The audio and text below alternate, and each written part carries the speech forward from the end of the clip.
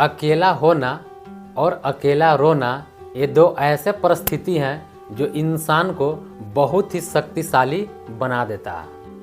आज कहानी सुनने वाले हैं एक समझदार किसान की। तो चलिए कहानी को शुरू करते हैं। एक किसान होता है जो अपने ही खेत के किनारे एक छोटा सा झोपड़ी लगा करके रहता था।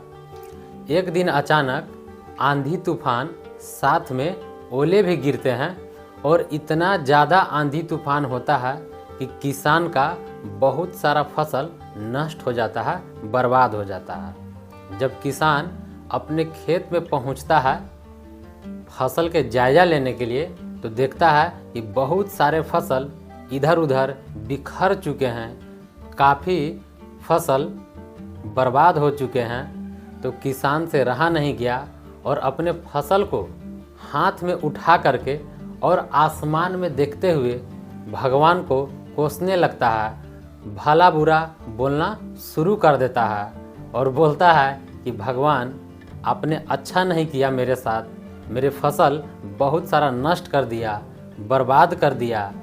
आपको अच्छा से सिस्टम चलाने नहीं आता है, आप सारा काम उल्टा पलटा करते रहते हो। ये सारा बात ऊपर भगवान सुन रहे थे और मन ही मन मुस्कुरा रहे थे और सोच रहे थे कि इस किसान को मैं क्या जवाब दूँ। किसान तो अपने जगह पे ये सही ही बोल रहा है। फिर किसान बोलता है कि भगवान, यदि ये सिस्टम चलाने का हमें पावर मिल जाए तो मैं एक भी फसल बर्बाद नहीं होने दूंगा। भगवान को ये बात सुनकर रहा नहीं जाता है और किसान से तुरंत बोल देते हैं कि जाओ, नेक्स्ट बार जब तुम फसल उगाओगे तो कंट्रोल सिस्टम तुम्हारे हाथ में होगा। किसान पूरा खुश और नेक्स्ट बार का फसल का तैयारी करना शुरू कर दिया। जब वो फसल बो रहा था उस वक्त गेहूं का फसल लगाना शुरू किया और जब दाना अंकुरित हुआ तो उसमें पानी डालना किसान शुरू किया। अपने खेत में बिल्कुल एक जैसे मौसम को वो मेंटेन करके रखा, क्योंकि उसके हाथ में कंट्रोल सिस्टम था और अपने खेत में कभी भी तेज धूप नहीं होने देता था, कभी भी आंधी तूफान वाली जैसी माहौल नहीं देता था और अपने खेत को प्रतिदिन देखता था और खुश होता था। एक बार समय आया कि उसका फसल काफ़ी ग्रो हो गया था, काफ़ी हरा भरा हो गया था और अपने खेत में जाकर बोलता है कि ये देखो भगवान, कितना अच्छा मेरा फसल हरा भरा है।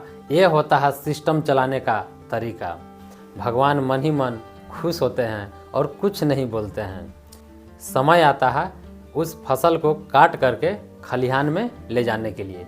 जब किसान अपने फसल को काट रहा था उस समय काफ़ी खुश था और काट करके जब खलिहान ले जाता है और भूसे से दाने को जब अलग करने लगता है तो उसमें न के बराबर दाना था, सिर्फ भूसा ही भूसा निकल रहा था। किसान फिर से पूरे गुस्से में हो जाता है, भगवान के फिर से उल्टा सीधा बोलना शुरू कर देता है और बोलने लगता है कि भगवान, मेरे साथ फिर से आपने छल किया, मेरा एक भी गेहूं के फसल से दाने नहीं निकल रहा, मेरे साथ आपने अन्याय किया है।